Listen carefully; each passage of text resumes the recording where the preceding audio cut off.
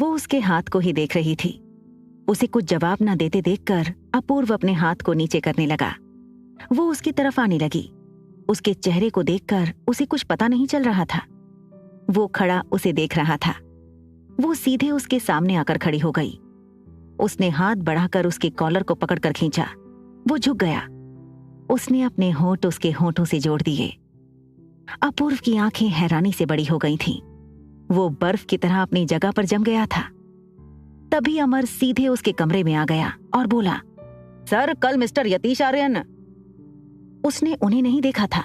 जैसे ही उसने सामने देखा तो उसके चेहरे पर OMG वाले एक्सप्रेशन थे। वो सदमे में चला गया।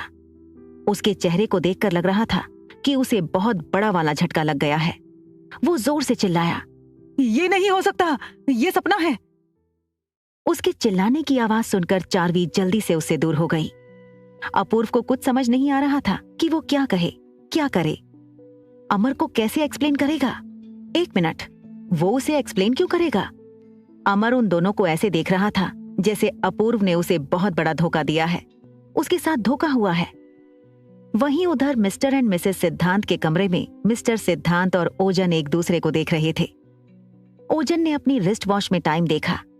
वो टिया को आनंद मैंजन छोड़ने की बात कहने के लिए अपना मुंह खोलने ही वाला था कि उसने जो सुना, उसे सुनकर उसे अपने कानों पर यकीन नहीं हुआ।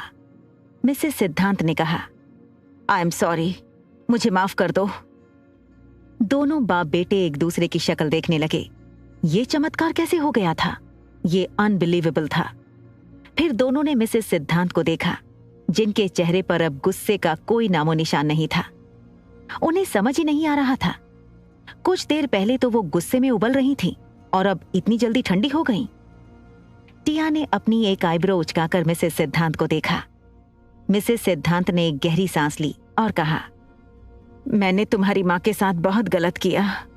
मैं स्वार्थी हो गई थी, पर सच ये भी है कि मैंने कभी भी तुम्हारे भाई का बुरा नहीं चाहा, ना ही कभी उसके साथ कुछ बुरा होने दिया।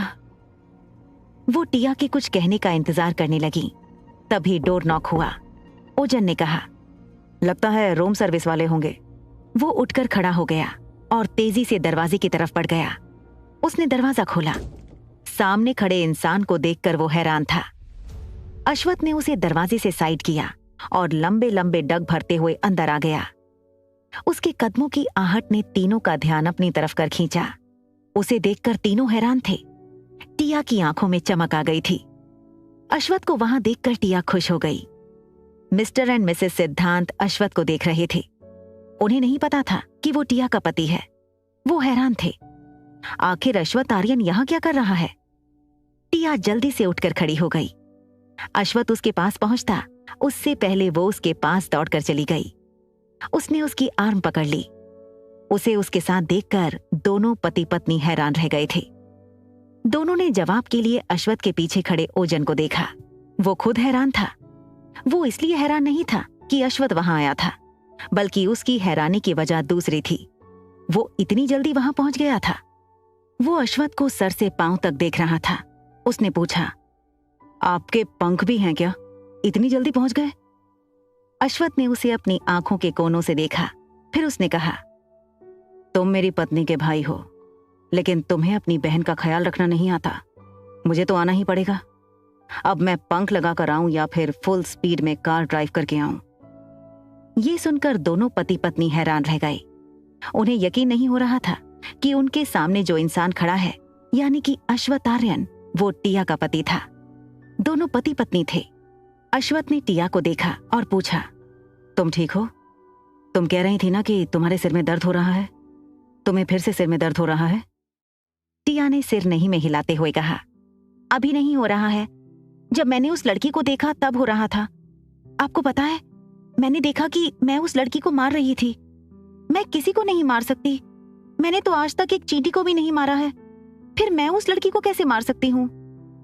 ओजन ने झट से जवाब दिया, कैसे नहीं मार सकती? जैसे तुम मुझे मार रही थी वैसे ही। टिया उसे घूर कर देखने लगी। उसने अश्वथ को देखा, फिर मिसेस सिद्धांत को उंगली दिखाकर बोली, ये वही आंटी है जिसने मम्मा और मुझसे ओजन को दूर कर दिया था।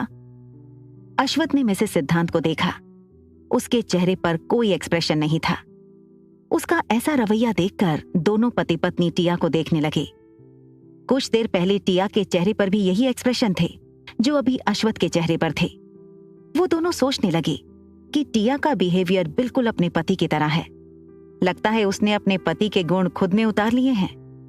ओजन ने अश्वथ से कहा, आपको आने की क्या जरूरत थी? आपको रेस्ट करना चाहिए था। टिया का ख्याल रखने के लिए मैं हूं, मैं उसका भाई हूं। अश्वथ ने उसे तिरछी नजरों से देखा। वो चुप हो गया। उसे चुप होते देखकर मिस्टर एंड मिसेस सिद्धांत हैरान थे, वरना उसे चुप कराना किसी के बस की बात नहीं थी, और वो किसी की बात चुपचाप मान ले ये नहीं हो सकता था। उनके लिए ओजन का ये बिहेवियर सच में सरप्राइजिंग था। ओजन ने दोनों पति पत्नी को देखा और कहा, आप लोग मुझे ऐसे क्यों देख रहे हैं?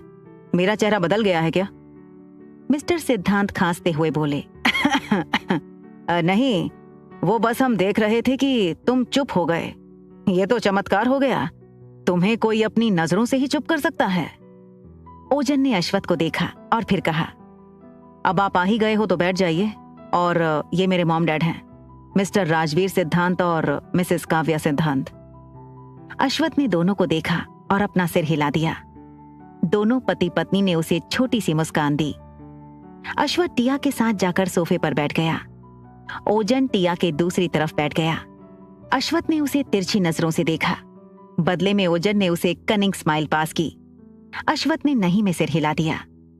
तभी मिस्टर सिद्धांत ने कहा, हमें नहीं पता था कि ओजन की बहन की शादी भी हो गई है।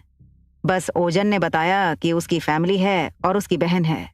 ये सुन अश्वथ ने कहा, इसमें ओजन की गलती है। उसने आप लोगों को नहीं बताया।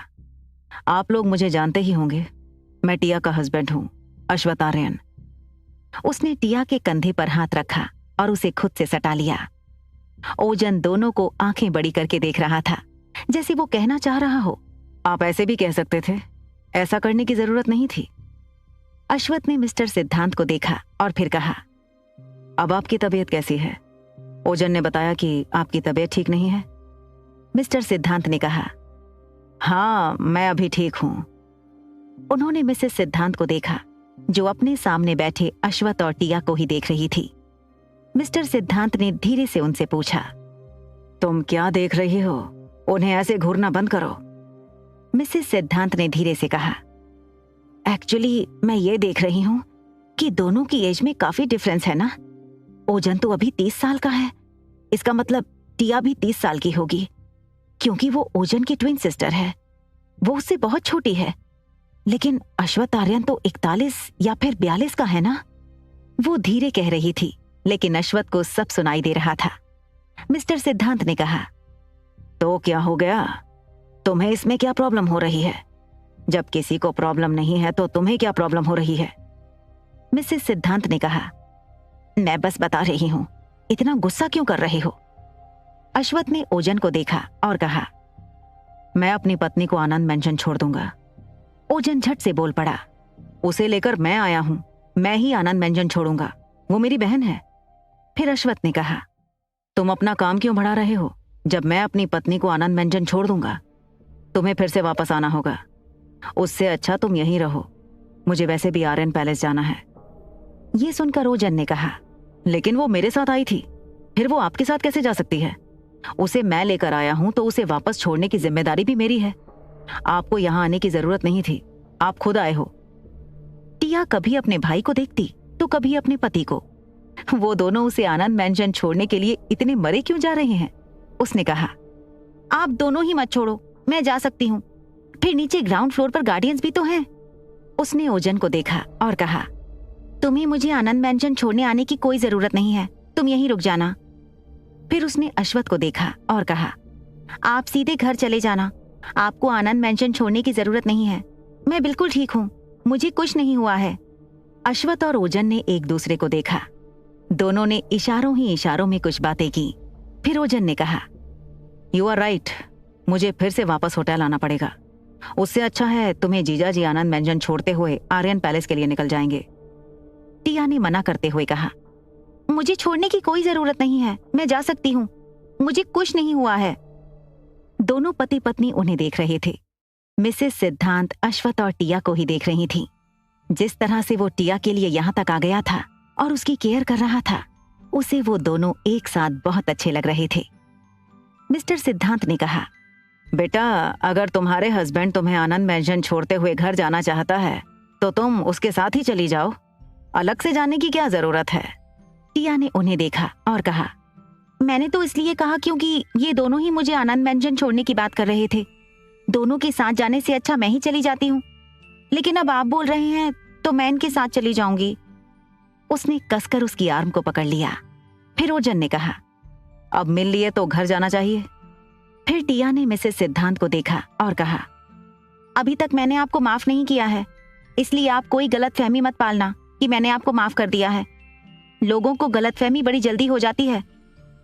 उसकी बात सुनकर मिसेस सिद्धांत ने कुछ नहीं कहा। अश्वथ और टिया खड़े हो गए। फिर वो दोनों जाने के लिए दरवाजे की तरफ बढ़ गए।